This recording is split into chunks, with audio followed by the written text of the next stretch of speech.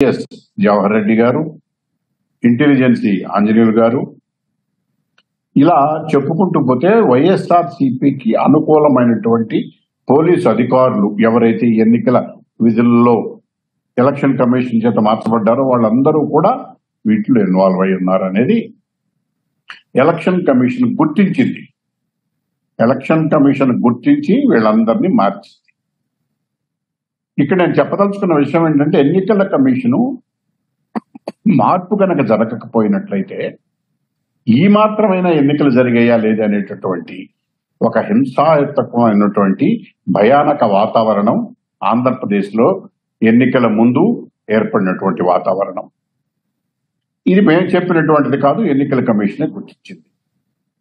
అయితే ఇక్కడ గమనించవలసిన అంశం ఏమిటంటే, ఎన్నికల ముందు ఒక ప్రాంతంలో జరిగిన వాతావరణమా, ఈ రకమైనటువంటి పరిస్థితులు ఏర్పడటానికి రాజకీయపరమైన కోణం ఏమైనా ఉన్నదా, కుట్ర కోణం ఏమైనా ఉన్నదా అనేటువంటి అంశాలని పరిశీలించవలసినటువంటి సమయం ఇది. ఎందుకనంటే ఇదేదో ఒక రెండు గ్రూపుల మధ్య జరిగినటువంటి కొట్లాట్ల కాదు, ఎన్నికల్లో ఇద్దరు అభ్యర్థుల మధ్య జరిగినటువంటి కొట్లాట్లు మాత్రమే కాదు. ఇది కేవలం ఎన్నికల నేరంగానే పరిగణించి చూడటానికి వీల్లేదు. కారణం ఏమిటంటే,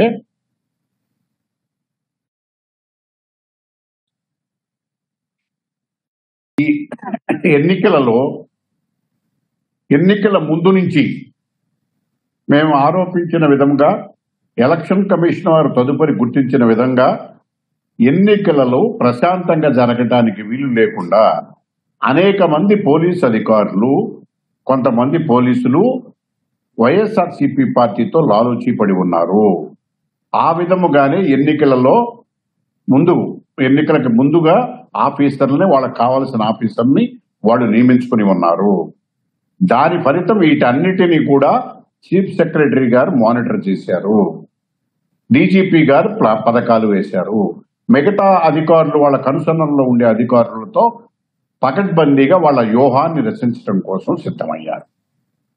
ఇక రాను రాను ఎన్నికల ప్రక్రియ కొనసాగుతున్న ముందుకు వస్తున్న కొద్దీ ప్రధానమంత్రి గారి మీటింగ్ చిలకలూరులో జరిగిన తరువాత, పోలీసుల వైఫల్యం కొట్టొచ్చిన తరువాత, ఎన్నికల కమిషన్ దాన్ని కూడా గుర్తించిన తరువాత, వాళ్ళను ట్రాన్స్ఫర్లు చేసిన తరువాత కూడా పోలీసుల్లో ఎటువంటి మార్పు రాలేదు.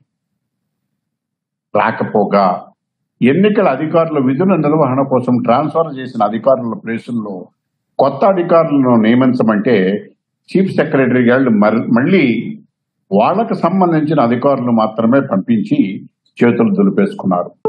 మళ్ళీ వాళ్ళు నియమించబడ్డారు.